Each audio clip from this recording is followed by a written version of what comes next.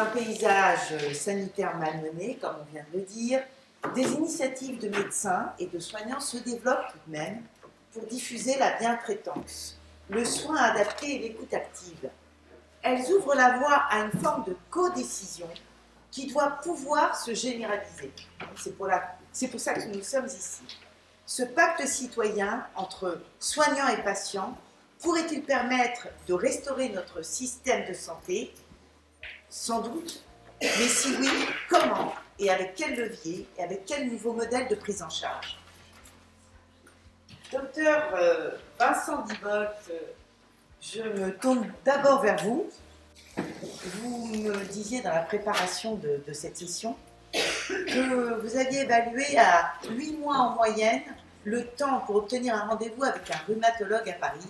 Vous êtes rhumatologue, vous êtes le secrétaire général adjoint d'Avenir Spé, qui est un syndicat de médecins spécialistes. Comment faire pour éviter ce type de situation et pour faciliter l'accès à un spécialiste?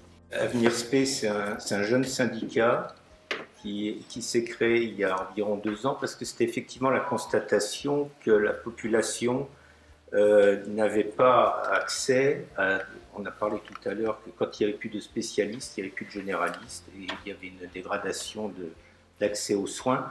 Et donc, c'est pas du tout un syndicat corporatiste de l'État, c'est parce qu'il y avait un ensemble de spécialistes qui constataient qu'il y avait un manque d'accès aux soins et qu'il fallait remettre les spécialistes au cœur du système de santé et mettre à disposition des patients et des territoires l'expertise indispensable à la qualité et à la sécurité des soins. Et que proposiez-vous en pratique, justement? Alors on a réfléchi à ça, et comme vous l'avez dit, il y a un manque de spécialistes, donc il faut mutualiser les moyens et il faut déléguer. Et pour ça, la réponse qu'on est en train de développer, c'est l'équipe de soins spécialisée. Alors ce qui est spécialisé sont les soins. C'est des propositions pour intégrer différents professionnels sur des plateaux physiquement partagés, et puis dans le cadre de réseaux plus larges, sur des programmes locaux de formation, d'adhésion à des chartes de qualité, de bonnes pratiques. Le rôle des patients là-dedans est évidemment fondamental. D'abord, c'est fait pour eux, parce qu'il y a des patients qui a des soignants et inversement, et que la définition des besoins, c'est les besoins des patients, on a besoin de savoir ce dont ils ont besoin, et on a vu tout à l'heure que cette écoute est très importante, elle n'est pas toujours prise en compte, et que ça crée le témoignage d'un orateur précédent était absolument très fort là-dessus, puisque c'était la raison de son engagement en tant que patient, c'est qu'à un moment donné, il n'y avait pas eu d'écoute.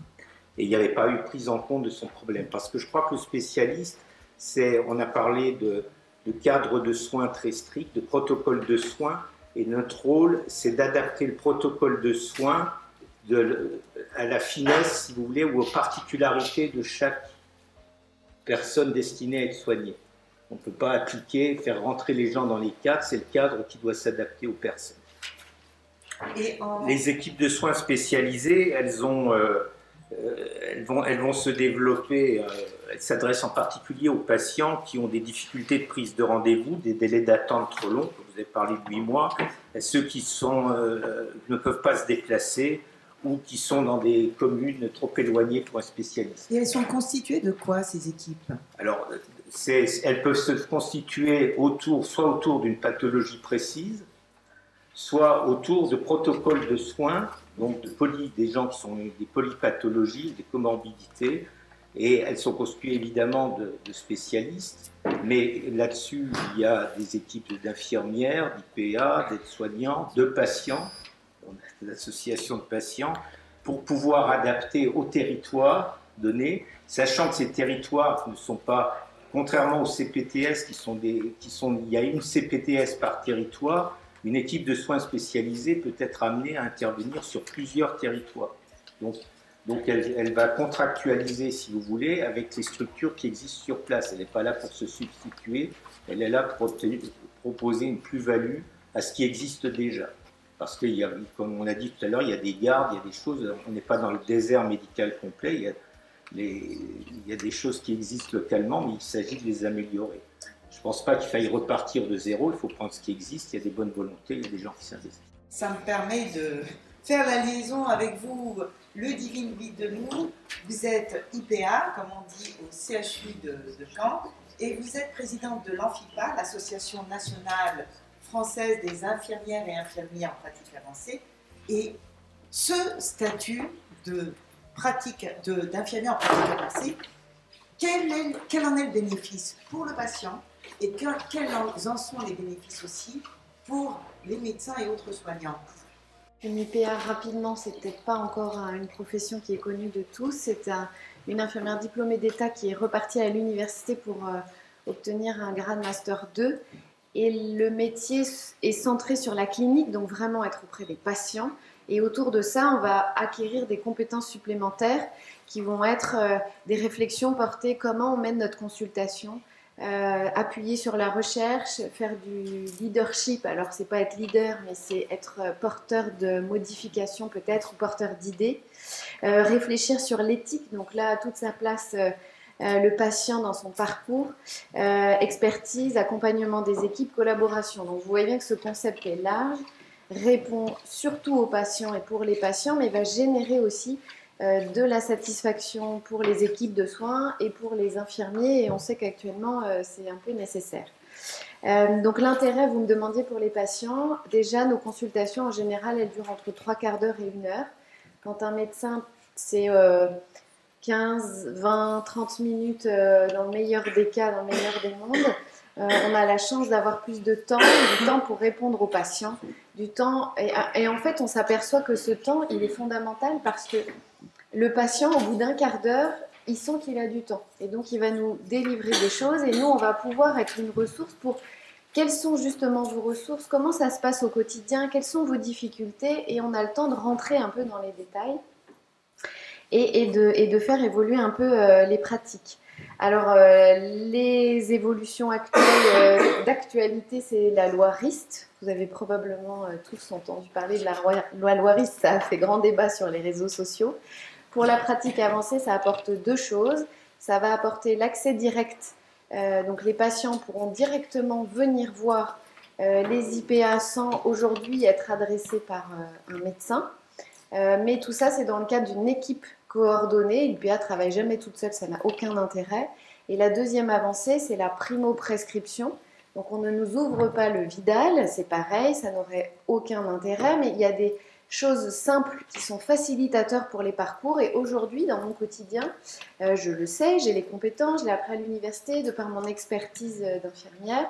Et pourtant, on perd un peu de temps parce que je cours derrière le médecin qui est lui aussi très occupé. Donc, c'est des choses très précises et pertinentes en sécurité et en collaboration.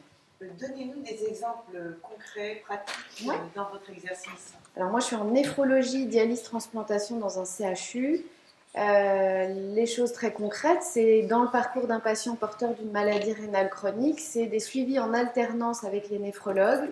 C'est du temps où on va pouvoir reprendre c'est quoi votre maladie, c'est quoi les techniques de dialyse, quels sont les parcours qui existent. Donc on présente tout, là il y a un grand volet éthique parce qu'on aborde aussi le volet pas de dialyse, pas de transplantation, donc ça veut dire soins palliatifs, traitements conservateurs. Ça c'est des parcours où il faut du temps, il faut travailler en collaboration avec les médecins traitants, les équipes de soins palliatifs, les équipes de gériatrie par exemple. Ça c'est le contenu d'une consultation.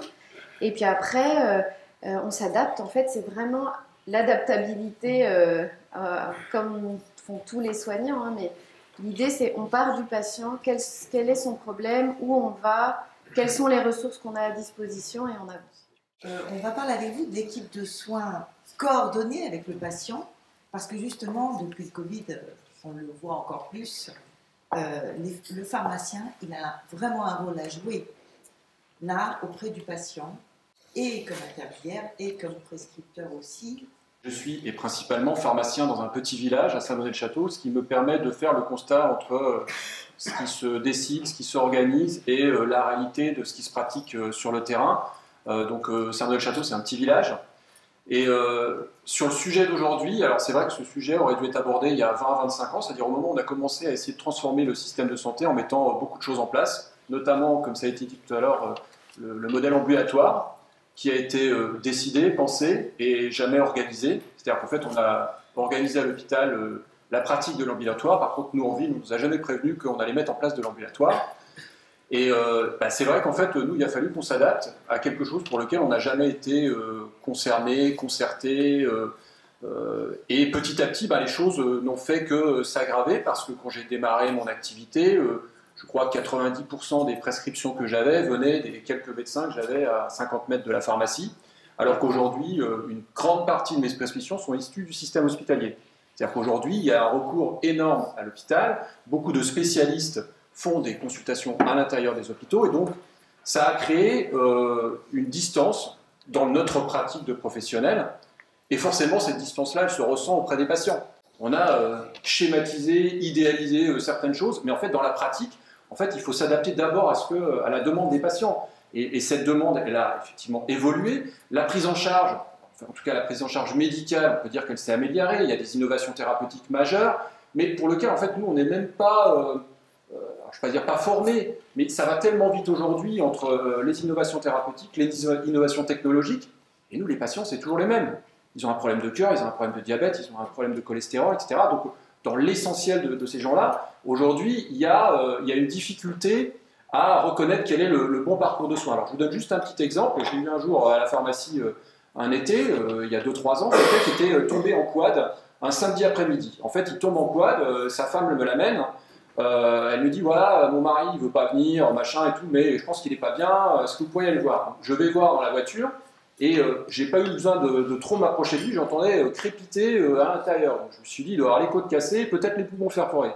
Je n'ai rien pu faire pour lui. Alors évidemment, pas question de lui faire une prise en charge, mais comment je pouvais lui permettre de rentrer dans le système de santé pour une prise en charge rapide et efficace? La seule chose que je lui dis, c'est d'aller aux urgences, en croisant les doigts, qu'aux urgences, le samedi après-midi, à 18 h, il puisse être pris en charge rapidement.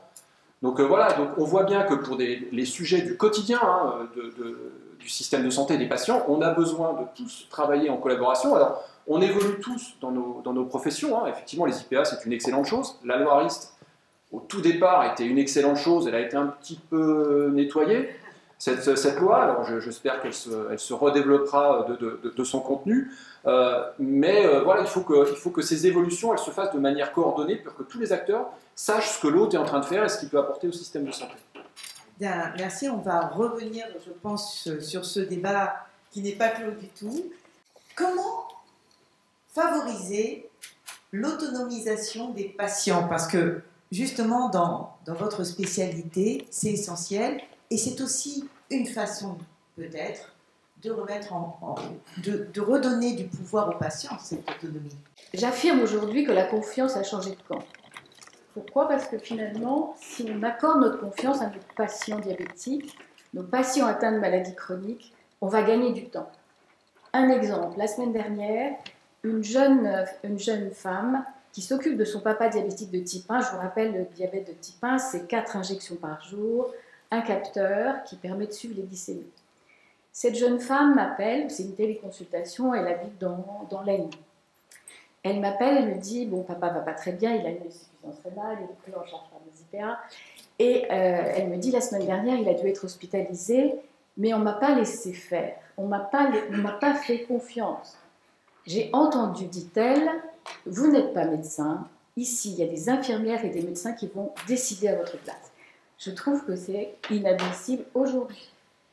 En tant que médecin de pathologie chronique, aujourd'hui, on doit faire confiance. Cette confiance, elle a complètement changé. Elle a complètement changé parce qu'avec les nouvelles technologies aujourd'hui, finalement, on apprend avec nos patients ce qu'est une courbe de glycémie. On a la surprise de voir, grâce au capteur, qu'il y a des variations glycémiques qui ne sont pas liées qu'à l'alimentation, qui sont liées aux événements extérieurs, aux phénomènes de stress, mais aussi aux coups de téléphone inopportuns, à des assemblées générales. Enfin bref, il y a toute une constellation d'événements qui font que le patient est maître aujourd'hui de sa maladie, de son traitement. Traitement qui est complexe, je vous rappelle 4 injections par jour. Et aujourd'hui, on est aussi capable de leur proposer ce qu'on appelle des boucles fermées. C'est-à-dire qu'aujourd'hui, nous avons des algorithmes qui peuvent remplacer finalement le médecin, mais aussi le patient pour décider de comment l'insuline va délivrer va être délivré au moment où la courbe va être différente, va augmenter. Si bien que cette autonomisation-là, elle est spectaculaire. Et aujourd'hui, il y a encore de nombreux médecins diabétologues qui disent à leurs patients, mais expliquez-nous comment ça se passe. Expliquez-nous et apprenez-nous. C'est en fait le message que j'ai envie de vous donner aujourd'hui. C'est la confiance qui a changé tout. Dans quelle mesure, toutefois, ces outils de santé numérique peuvent-ils améliorer le lien? Vous l'expliquez un peu, mais aussi, est-ce qu'ils ne peuvent pas distendre encore ce lien, puisqu'on est dans les technologies? Comment faire pour être dans la juste mesure, justement dans le domaine dans lequel vous êtes? Vous avez raison de poser la question, parce que ce lien, peut-être, il peut se distendre. Et en effet, puisqu'il peut y avoir un éloignement du fait de cette autonomisation. Et en revanche, je sais aussi par expérience que les patients sont très attachés à leur diabétologue et qu'ils ont besoin de nous peut-être pour valider leur propre expérience. Ce lien-là, il n'est pas forcément de face à face, il peut être en téléconsultation, il peut être en visio. Simplement, ce contact-là, il doit perdurer. Je pense que moi aussi, j'en ai besoin de ce contact pour continuer d'apprendre avec eux. Et pour la petite histoire, dans les années 90, j'ai créé une association de patients diabétiques de type 1 et j'ai appris à leur contact ce que c'était que le choix glycémique. Le choix, soit de l'hypoglycémie, de la proximité du malaise, soit au contraire de l'hyperglycémie, c'est-à-dire de comment finalement on va courir le risque d'avoir des complications. Et ce choix-là, il est absolument indépendant de l'un de l'autre. Et c'est ce contact-là que j'ai appris avec eux et qu'ils reviennent me redonner en consultation, soit en téléconsultation, soit en visio, soit en présentiel. En fait, ce que vous nous dites un petit peu quand on parlait du colloque singulier, c'est que peut-être c'est un colloque singulier où là, le patient est un alter ego et non plus comme ça, face au sachant, et en tout cas, ce qui est dit. En effet, pas du tout un objet, comme on pouvait le décrire tout à l'heure. Pour en revenir aux questions de coordination de tous, vous parlez tous d'une volonté, de votre volonté de coordination, mais qu'est-ce qui achoppe aujourd'hui pour cela? Parce qu'il y a eu des avancées, comme on vient de le dire, la loi RIST, des délégations de tâches faites aux pharmaciens, aux infirmiers, mais qu'est-ce qui achoppe encore? Qu'est-ce qui achoppe? C'est qu'il faut nous laisser le temps d'apprendre à faire. Aujourd'hui, on démarre, il y a la mise en place des CPTS, mais en fait, les CPTS, elles sont encore à un stade... elles n'ont pas atteint leur puberté, j'ai envie de dire. La crise Covid a été un accélérateur de l'organisation des exercices coordonnés, mais je crois sincèrement que c'est le bon outil.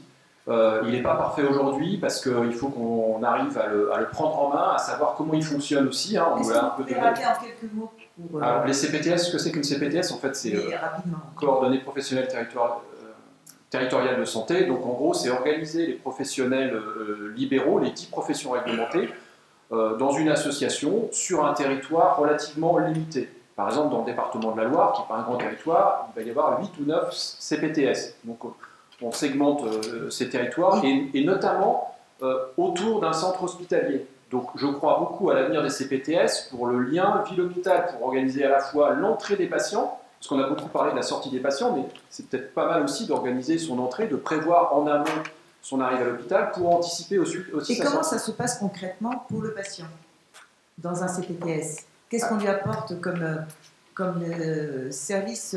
Comment son parcours de soins se dessine-t-il?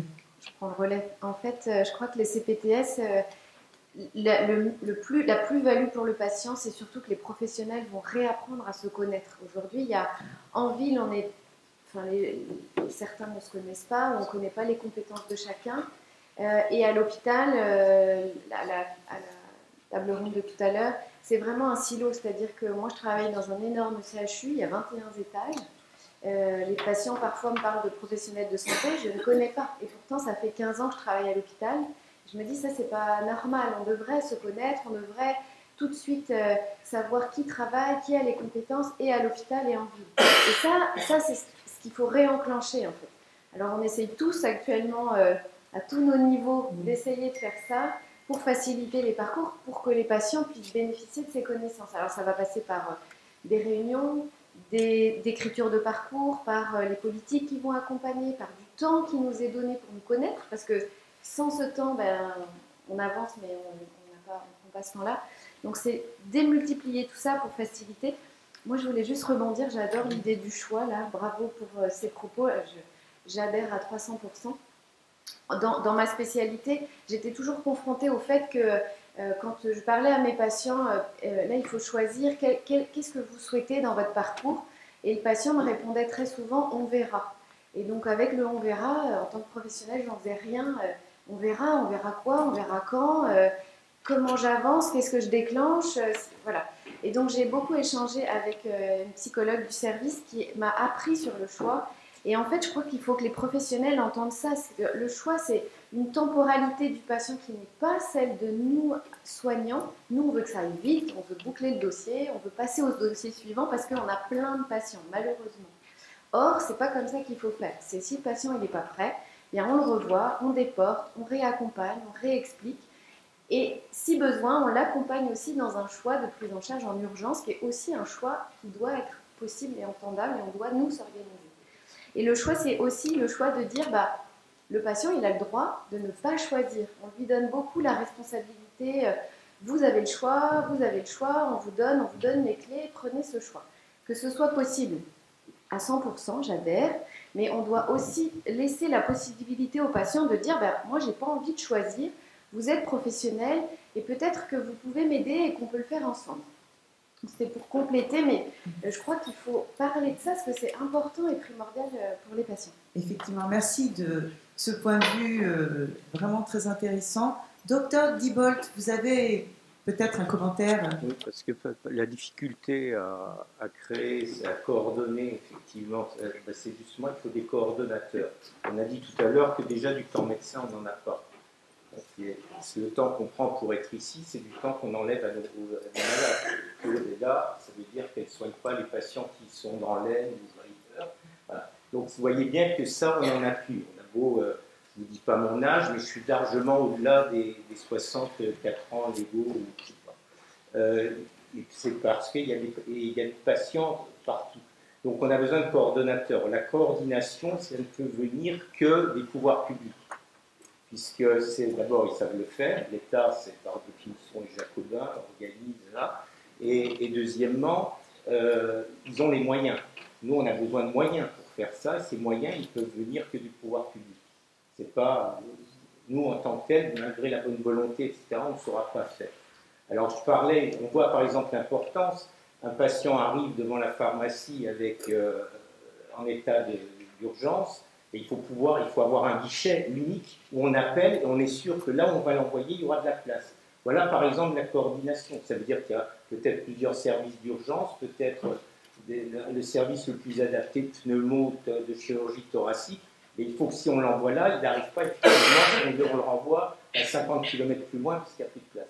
Voilà par exemple un exemple concret où la coordination des soins va permettre, donc vous voyez bien qu'il y a une histoire d'agenda, des professionnels, de places libres, c'est-à-dire qu'il faut qu'on s'organise tous en tant que spécialistes. Pour moi, tous les jours, je peux prendre, mes délais, ils ne sont pas de 8 mois, ils sont de 24 heures, j'y suis. Pourquoi? Parce que tous les jours, j'ai une place libre, et cette place, on l'a coordonnée dans le cabinet où je suis, qui est un cabinet de groupe, donc on voit encore la mutualisation. À partir du moment où c'est organisé, ça se fait. Mais encore faut-il le faire, le construire, y réfléchir, c'est beaucoup de temps, beaucoup de volonté, et ça évidemment ça peut se faire qu'avec toutes les bonnes volontés, que ce soit du patient, du soignant, du pharmacien. Alors on a vu des CPTS, c'est territorial, il y a un endroit, une seule CPTS. Nous en tant que spécialistes, évidemment il va falloir ça va être encore un peu plus complexe, puisqu'il faut qu'on soit capable d'aller, tel CPTS a besoin de nous, tel autre là-bas, etc. Et même c'est interrégional, ce qui pose des problèmes dans les subventions, parce que il y a la régionalisation, c'est très difficile de faire de l'interrégion. Je suis à Pau, Pau c'est à 50 km de Tarbes, Tarbes c'est en Occitanie, Pau c'est en Nouvelle-Aquitaine. Pourtant, les services de garde, de prise en charge de patients, moi j'ai des patients qui viennent de Tarbes, là, je les renvoie parce que je ne suis pas là. Aujourd'hui je suis ici, ça veut dire que mes patients ils vont à Tarbes. Bien, merci beaucoup. Donc cette coordination, elle va dépasser le papier, puisque tout le monde est d'accord, mais trouver sa place dans la pratique. Est-ce que dans la salle... voilà. Plusieurs questions. D'abord Alain qui a levé en premier, après vous à gauche, je suis ravi qu'il y ait des associatifs, et après vous, monsieur. Bonjour, Robert Lampi, différentes casquettes de représentants d'usagers. J'aimerais avoir votre réaction. D'abord, ce qui me gêne dans l'intitulé, c'est reconstruire. On pourrait dire continuer à construire. Ça serait peut-être plus. Voilà. Alors, dans ma vieille histoire aussi de militant associatif, j'ai commencé à travailler il y a longtemps avec l'HAS sur la délégation de pouvoir. On a vu encore les vieux combats sur la loi RIST. Est-ce que vous-même avez employé ce mot de pouvoir? Là, tant qu'on va continuer à penser qu'il faut déplacer le curseur entre le pouvoir médical et le pouvoir des patients, on ne va pas y arriver. Moi, j'aimerais qu'on abandonne ce mot de pouvoir, sinon on pourra en faire un verbe, pouvoir s'écouter, pouvoir travailler ensemble, etc. Et c'est vrai qu'il y a une arrière-garde quand même de soignants qui est encore dans cette notion de pouvoir. Et je pense que, alors, moi j'ai bon espoir, les CPTS, etc., les IPA, tout ça, on va dans le mouvement, mais est-ce que, voilà, alors, il faut pousser les vieux soignants, excusez-moi monsieur, je ne suis pas loi aussi, hein, donc j'adhère totalement, voilà, mais est-ce qu'il ne faut pas pousser une certaine génération, et bon, voilà.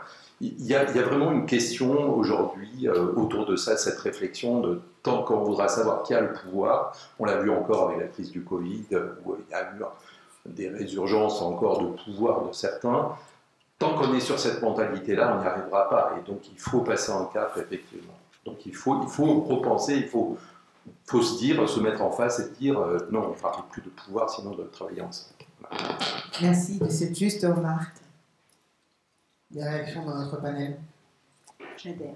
C'est-à-dire que la loi RIS, vous avez bien vu que les IPA essayent d'avoir... on porte nous-mêmes nos responsabilités.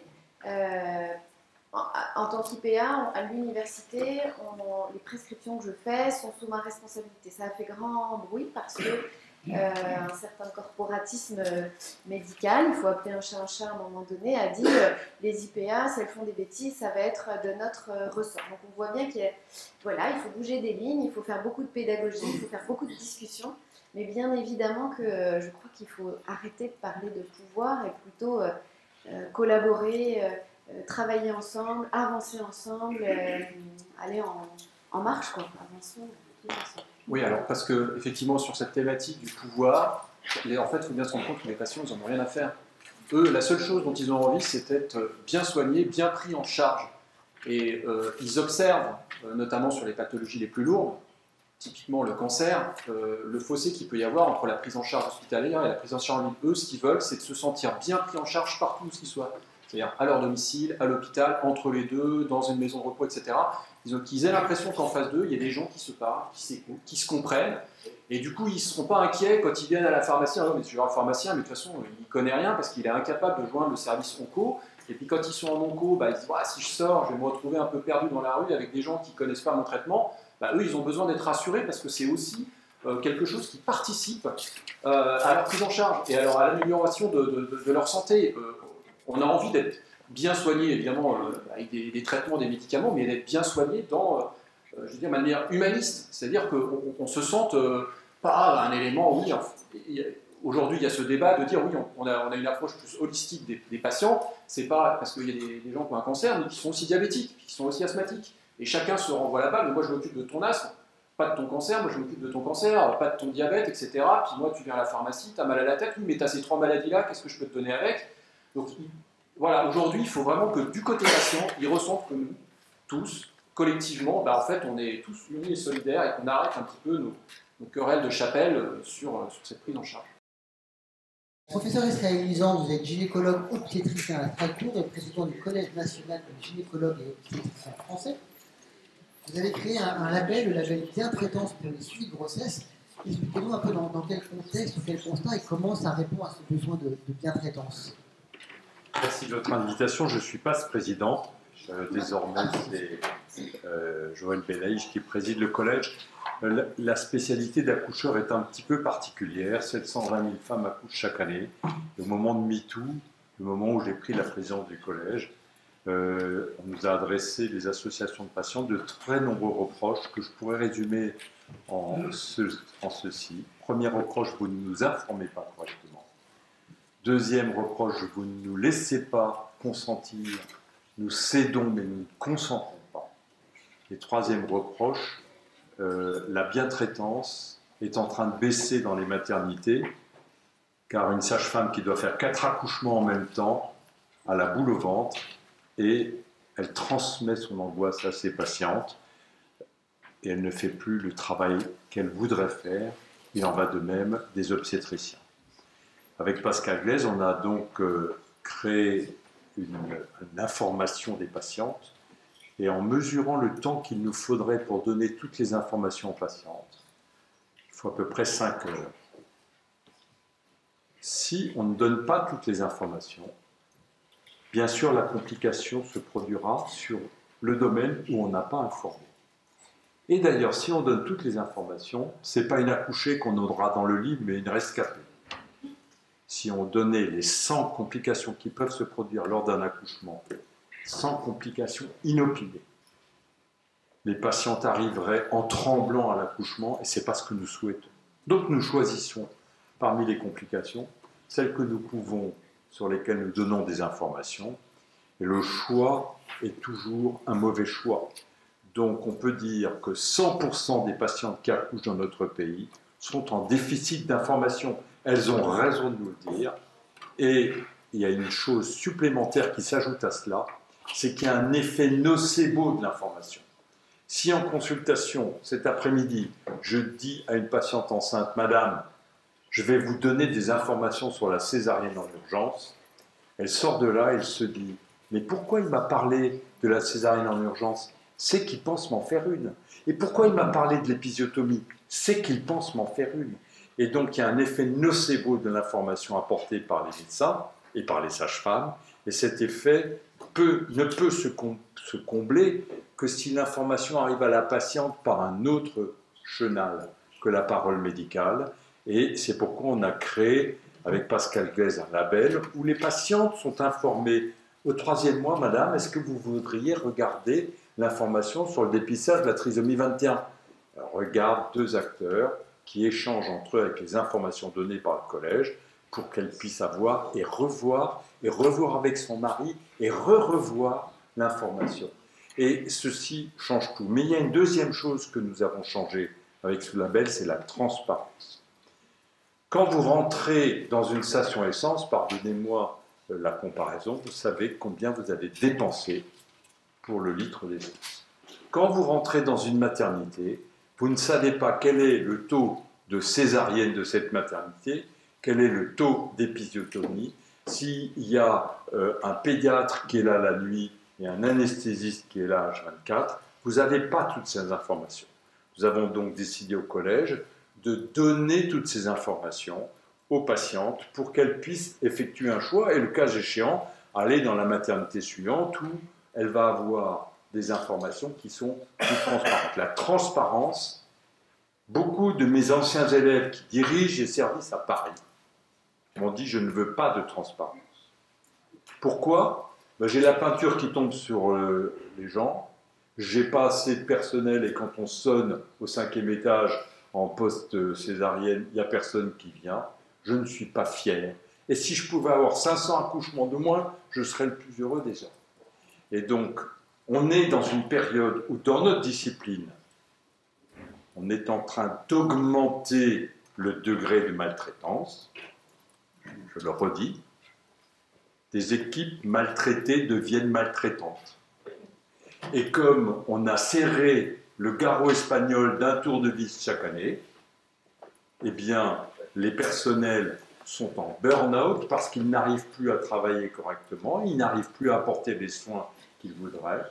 Et tous les progrès qu'on a pu faire dans les 40 dernières années sont effacés aujourd'hui par le manque de moyens et par la réaction des politiques qui a consisté en 2017 à dire, ici même au Sénat, dans la bouche d'une ministre, ils font 75% d'épisiotomie, alors que le vrai chiffre est de 5%. Je n'ai pu faire qu'à ce moment-là prendre ma casquette de président de collège et dire, Madame la ministre, si vous souhaitez des vrais chiffres, adressez-vous aux sociétés savantes. Mais donner des coups de pied aux médecins quand on est soi-même responsable de la déréliction des structures de soins, c'est sûrement très efficace est très porteur électoralement. C'est catastrophique pour l'état d'esprit des médecins. Et aujourd'hui, nous avons un problème de recrutement. Qui veut encore faire de l'obstétrique où on va passer la moitié de sa vie debout, que ce soit la nuit ou le jour? Qui veut encore se retrouver devant la réclamation légitime des patients de n'avoir pas été bien informés et de n'avoir pas de transparence? Qui voudra demain accoucher nos filles? C'est ma question et elle me taraude la nuit. Les décideurs n'ont eu qu'une seule préoccupation dans les 40 dernières années: comment diminuer l'offre pour diminuer la dépense. C'était l'alpha et l'oméga de leur raisonnement. Et je pense véritablement qu'ils y sont arrivés. Mais ceux qui ont pris ces décisions sont à la retraite, personne ne va leur tirer les pieds. Et donc je dis la chose suivante, il faut 12 ans, il me faut 12 ans pour former un obstétricien. Et donc, même si on ouvrait les vannes, ce qui n'est pas le cas, je ne pourrais pas former le nombre de gens qu'il faut. Parce que quand on n'a pas soigné une dizaine de sièges pendant son internat, parce qu'on a eu une formation raccourcie, eh bien on ne saura pas accoucher un siège et on le césarisera. Et donc le déficit en compétences, en formation, en outils de formation est terrible. On ne va pas rattraper les 40 années qu'on a perdues à ne pas former les gens juste pour faire des économies. Et je dirais que dans notre discipline, qui est frappée par la féminisation, qui est une très bonne chose, mais à 40 ans, une femme qui a 2 enfants, elle arrête les gardes parce que ça lui coûte plus cher d'aller prendre la garde en nourrice. On a une hyper-spécialisation et on a des médecins qui ne veulent plus travailler comme a travaillé la génération précédente. Il fallait 3 entrants pour un sortant et non pas 1 entrant pour un sortant. Il y a des gens qui sont là pour faire les calculs. Ils n'ont pas bien fait leurs calculs. Si on était aussi mauvais qu'eux, il y aurait une hécatombe dans notre pays. La HAS a fait 4 repères génériques que nous avons déclinés en 40 critères et qui se retrouvent dans le label « Le soin humain porté par Personnel ».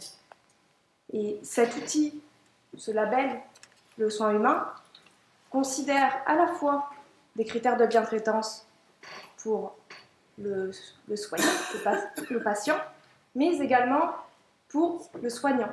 C'est-à-dire que, comme vous le disiez très bien, des équipes maltraitées deviennent maltraitantes. Il est donc essentiel de reconnaître la bientraitance à la fois chez le patient, mais aussi les enjeux chez les soignants. Et le tout, cette bientraitance ne peut être mise en place si les structures elles-mêmes ne sont pas bientraitantes. C'est pour ça que donc, les 40 critères que nous avons décrits, qui sont des clés de bientraitance, en fait des points clés de travail opérationnel et factuel, objectivables sur le terrain, correspondent à la fois à des critères qui concernent les soignants, les patients, mais également les structures. Est-ce que les conditions organisationnelles, les ressources mises en place dans l'établissement permettent aux soignants d'être bien traitants? Nous sommes avec Les Patients s'engagent, Amgen, France Biotech, Biolabs et Unicancer à l'origine de ce think tank qui a vu le jour pendant la période Covid. Et nous sommes inspirés des travaux de la Red Team de l'armée, du ministère des Armées, qui travaille sur des scénarios prospectifs. Et on s'est dit qu'il y avait sûrement des solutions à prendre de chez eux et à travailler non pas sur 2-3 ans, mais à travailler sur une perspective de 10 ans et à imaginer la santé transformée par l'innovation en 2032. Alors depuis que je suis arrivée ce matin, je me rends compte qu'on est vraiment dans le juste. Et merci professeur Mison pour cet éclairage et ces propos qui sont très justes. Parce que moi, au niveau de la Fondation Université de Paris, je suis évidemment reliée aux enseignants-chercheurs et notamment aux enseignants-chercheurs de médecine.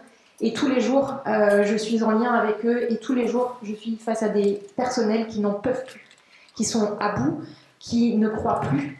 Et justement, à travers ce think tank, nous, on a décidé de relever les manches et d'essayer de mettre en place des solutions, de pousser des solutions vers le gouvernement. Donc on a mis en place un scénario prospectif qui a pris la forme d'une bande dessinée. Bon, après, à vous de juger, mais on s'est dit que c'était quelque chose de ludique et qui serait peut-être moins fastidieux que 40 pages à lire, et comme ils ont l'habitude de les lire ou de ne pas les lire. Et du coup, nous avons différents rendez-vous au niveau des instances, que ce soit au niveau du ministère de la Santé et de la Solidarité, que ce soit au niveau de la Direction Générale de la Santé, de la DGOS ou bien au niveau de Matignon. Ce qu'il en ressort, c'est que au-delà des solutions que nous avons poussées, qui tournent autour de 4 actes, la première, c'est la santé globale et citoyenne. La santé globale parce qu'aujourd'hui, on ne peut plus réfléchir avec une santé humaine d'un côté, une santé animale de l'autre et une santé environnementale d'un autre côté. On ne peut plus travailler en silo, comme l'ont dit les différents intervenants au début de cette session. Et surtout, on doit remettre le patient au cœur du système. Ce n'est pas mon patient, mais c'est notre patient. Nous ne travaillons plus en silo en 2032, nous travaillons de manière coordonnée, comme l'a dit M. Rosaire. Et je trouve que vos propos étaient totalement alignés avec nos propositions, là encore. C'est-à-dire qu'on se connaît, on sait ce que font les uns les autres, on n'est pas dans l'usure professionnelle, on est en capacité de donner accès à des formations de manière facilitée pour justement prévenir l'usure professionnelle des soignants, prévenir et aussi accompagner les aidants qui sont aux côtés des patients, et puis à côté de tout ça, d'inventer et de créer des nouveaux métiers de la santé, des coordinateurs, des assistants de santé qui vont être là sur le parcours de soins pour accompagner les patients, parce que Dieu sait si c'est un parcours du combattant, c'est très compliqué, notamment quand on est un malade chronique, on peut mettre 6 ans, 10 ans d'errance diagnostique, et justement des coordinateurs de santé, des infirmières en pratique avancée, mais on voudrait aussi l'étendre, ces pratiques avancées, à d'autres spécialités pour que justement on remette le patient au cœur du système et pouvoir l'accompagner au mieux, que sa parole soit reconnue, soit entendue, et que le patient ne soit plus un simple objet de recherche, mais soit un accompagnant, soit un copartenaire, et soit aussi un co-responsable dans les actions et dans les décisions qu'il y a à prendre. Comment les risques managériels évoluent-ils et comment justement les prendre en charge, les intégrer dans les pratiques? Bonjour à tous, merci pour cette invitation. Du coup, oui, donc, je suis directeur risque médical au sein du groupe Reliance, et en fait, dans le groupe, on s'est focalisé sur 3 priorités d'un point de vue risque. Il y a le risque médical, donc le risque d'erreur médicale, bien sûr. Il y a le risque technologique, il y a un autre sujet dont on parle beaucoup, et notamment le risque cyber. Et le 3e risque, qui a beaucoup de sens aujourd'hui, qui est centré autour des ressources humaines, et l'impact des ressources humaines sur le risque médical. Et en fait, notre ambition, notre mission, c'est clairement de faire en sorte qu'un établissement fonctionne, malgré tout ce qu'on peut avoir en ce moment, effectivement, de difficultés, de manque de moyens, de manque de personnel, de manque d'engagement aussi, j'en reparlerai juste après, et faire en sorte qu'il fonctionne et qu'il fonctionne bien, ou en tout cas le mieux possible.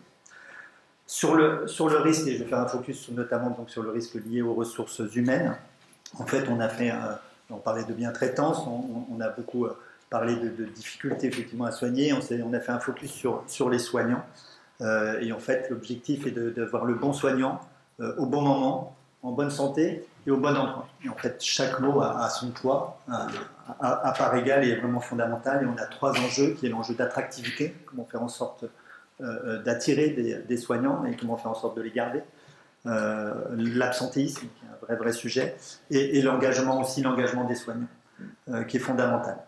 Et comme on fait du management des risques, de la gestion des risques, centré évidemment sur la prévention, mais pour faire de la prévention, il faut comprendre. Et dans l'analyse, on fait un travail fondamental sur la compréhension du risque dans les établissements de santé, privés, publics, chez les médecins libéraux. Et en fait, on se rend compte qu'au-delà de l'erreur, la cause principale, qui varie en fonction des études, entre 50 et 80% des cas, c'est un problème de communication. Communication entre professionnels de santé, communication des professionnels de santé vers les structures tutelles, administratives, etc. Et surtout, entre les soignants et le patient.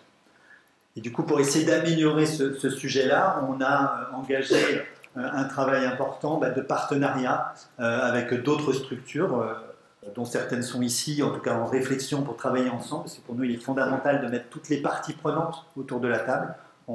Chacun d'entre nous, on peut faire des choses, mais c'est ensemble qu'on y arrivera. Il est vraiment fondamental que l'on travaille tous ensemble sur ces sujets-là, donc une partie autour de la solution digitale, mais aussi autour du savoir-être. En tant que médecin, et on a un certain nombre dans la salle, s'il y a bien un sujet qu'on n'a jamais appris pendant toutes nos études, c'est à savoir communiquer. On ne sait pas communiquer, on ne l'apprend pas, on le découvre sur le terrain. Il y a un vrai sujet aussi à travailler sur le savoir-être médical et qui devra aller jusqu'à la sélection des médecins de demain, où on devrait vraiment avoir une... Donc nous, on est centré aujourd'hui sur la formation, l'accompagnement sur cette partie-là, mais je pense qu'il y a un vrai travail de fond et aller au-delà de la formation et de l'accompagnement. Comment les labels qui ont été présentés peuvent participer à la réduction des risques? De façon fondamentale, parce que ça permet déjà une prise de conscience de la part des professionnels de santé, une prise de conscience de l'opinion publique, des associations de patients, des patients et des patientes notamment par rapport à ce qu'on a entendu, et puis effectivement de faire de la transparence, on va en parler. Hein. Moi je suis centré surtout sur les incidents et les erreurs médicales, c'est un sujet dont on ne parle pas. On n'en parle pas, on n'en parle que quand ça sort dans la presse ou quand on n'a vraiment plus le choix. Mais je pense qu'il faut avoir effectivement plus de transparence et ces labels et l'engagement effectivement de structures de santé, d'équipes de gynécologie et de gynéco-obstétrique, cet engagement va permettre fondamentalement de limiter les risques et de travailler nous sur notre sujet principal qui est l'amélioration de la communication. Olivier de Coster, vous êtes directeur d'un hôpital privé du groupe Velto Santé. Comment diffuser cette culture de la bientraitance en établissement de soins et puis pour aussi peut-être réagir sur cette question des labels? Alors tout d'abord, il y a un constat, je représente effectivement une direction générale d'un groupe privé, mais je vais essayer de me faire l'écho de tous les directeurs généraux. Et je sais qu'il y a un parterre et un monde médical qui aujourd'hui cherche sa place et les soignants s'y retrouvent probablement pas. Alors il s'avère que je suis directeur général, mais je suis aussi infirmier et infirmier anesthésiste et ma culture d'entreprise naît aussi de ma culture du soin. Donc tout d'abord, un premier constat, oui, l'hôpital est maltraitant. Ça, c'est un premier point. La deuxième chose, c'est qu'en tant que directeur et donc en tant que personnel administratif, c'est comment réhumaniser la maltraitance institutionnelle. C'est-à-dire, je fais une dichotomie entre humaniser et la maltraitance. Et c'est extrêmement important, et je crois qu'un des leviers qui me permet d'y réfléchir depuis maintenant un certain nombre d'années, c'est la solution ne m'appartient pas, et la solution appartient effectivement au corpus des patients et bien évidemment aux soignants. C'est-à-dire que les solutions, en fait, elles émanent du terrain. Ça, c'est un premier élément. Ça veut dire que quand on apprend à écouter, quand on apprend à entendre les souffrances des uns, on arrive à trouver des solutions qui, au demeurant, peuvent être aidantes pour les patients et pour les soignants. Donc je dirais qu'un des leitmotifs me concernant, c'est réenchanter l'hôpital. Comment réenchanter cet hôpital? Comment redonner du sens à certaines vocations? Comment aboutir effectivement à un résultat qui, au demeurant, est palpable sur le terrain? Et pour moi, je n'ai pas 56 000 solutions, j'en ai quelques-unes que je mets en application, alors à travers effectivement le label fait par le docteur Pascal Glaise, le professeur Misan, etc., puisqu'on va devenir laboratoire. Mais dans un second temps, c'est quelle est la place de l'hôpital dans la société et sur le territoire. Alors, le soignant, comme je l'ai dit, est au centre de mes préoccupations, comme le patient l'est. À partir de cet instant précis, je crois qu'il faut savoir écouter les propositions qui émanent du terrain. Il faut pouvoir intégrer ces propositions à l'ensemble des trajectoires de soins. Alors, c'est des vœux pieux et c'est souvent des mots.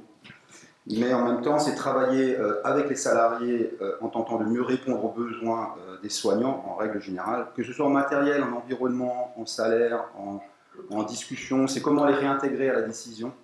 C'est comment développer ce que mon groupe fait depuis maintenant sa création en 2010, c'est-à-dire par M. Daniel Caille. C'était de remettre un modèle de gouvernance qui est simple, et qui au demeurant n'est pas décentré des réalités, c'est-à-dire le monde administratif, le monde médical et le monde des salariés, en définitive, fait un tout. Et à partir de cet instant précis, il y a un modèle de gouvernance qui s'instaure et qui intègre la notion de bien-traitance. À partir de cet instant précis, comment est-ce qu'on fait? C'est ça le vrai sujet, c'est comment aboutit-on à des résultats qui sont palpables, qui sont vérifiables, qui sont quantifiables et qui sont qualifiables. Eh bien, il n'y a pas 36 000 solutions, il faut savoir effectivement développer un modèle de communication qui est adapté au terrain et à la journée. Et puis bien évidemment, c'est ouvrir des temps d'échange, inviter les soignants dans l'ensemble des commissions existantes. Ça, c'est très très important. Je crois que souvent, il y a un dernier débat qui appartenait, qui était les actions par silos. Nous, on essaie de casser les silos, effectivement, de créer des ponts et des liens permettant effectivement à l'ensemble du dispositif qui accueille le patient de pouvoir effectivement rentrer dans une coordination du soin et des trajectoires. Enfin voilà ce que moi je pourrais éventuellement aborder comme sujet. Coordonner la relation entre le patient et le monde de la digitalisation en fait partie, faciliter les temps d'échange, raccourcir ces éléments qui effectivement permettent aux patients de trouver une offre de soins structurée en un temps minimum, pouvoir effectivement offrir aux patients un temps qui n'est pas celui de la recherche, mais qui est celui effectivement de la solution qui lui est proposée à travers des outils spécifiques hein, que l'on développe, à travers des outils de préadmission. Mais bien évidemment, il y a la digitalisation prend sa part, la relation avec le patient et le praticien prend sa part. Il y a eu un ensemble, il y a eu des richesses énormes qui ont été dites ce matin, et je veux que dire que, en tant que directeur général d'un établissement de santé, je ne peux que me préoccuper effectivement de ce qui a été développé tout au long de cette matinée, de manière à pouvoir apporter non pas des solutions, mais des actions qui permettent effectivement de pérenniser l'offre de soins sur un territoire donné. On a entendu parler de CPTS, de CTS, on a entendu parler de beaucoup de choses. Et effectivement, c'est coordonner l'offre de soins sur un territoire entre le public et le privé. C'est comment organiser ça, ne plus rentrer en lutte et puis effectivement offrir le meilleur pour les patients. Comment est-ce que la SCVE, justement, prend en charge, considère cette notion de bien-traitance et comment entendez-vous résoudre cette problématique? Alors, je remercie Pascal Glaise de nous avoir sollicité au niveau du bureau de la SCVE il y a à peu près 1 an et demi pour nous proposer d'intégrer un projet de bien-traitance. Il n'était pas concevable il y a 1 an et demi pour nous d'envisager la bien-traitance des patients sans envisager la bien-traitance des soignants. Pour nous, c'est quelque chose qui devait être équitable. Donc, j'ai soumis ce projet au conseil d'administration. Aucun des établissements n'aurait accepté de se mobiliser s'il n'y avait pas eu cet impératif d'équilibre entre bien-traitance des patients et des soignants. Donc, on a commencé par une phase d'interrogatoire au sein des 15 établissements qui ont intégré le projet, donc 7 CHU et 8 cliniques, dont 3 du groupe Vivalto. C'est ça? Alors, non, c'est autre chose. Donc ça, c'est une enquête qui a été faite au sein des équipes soignantes des établissements en chirurgie vasculaire pour définir avec elles les points qui étaient impératifs pour être bien traitants à la fois au sein des structures avec le personnel et avec les patients. Donc ça nous a permis, ensuite avec Pascal Glaise, de structurer et de codifier tous ces critères, de les intégrer dans des chapitres successifs. Voilà, mais c'était un prérequis de rentrer dans ce projet par un prisme miroir. Il me semble également que parmi les sources de maltraitance, on a ce qu'on appelle aujourd'hui la surcharge de travail.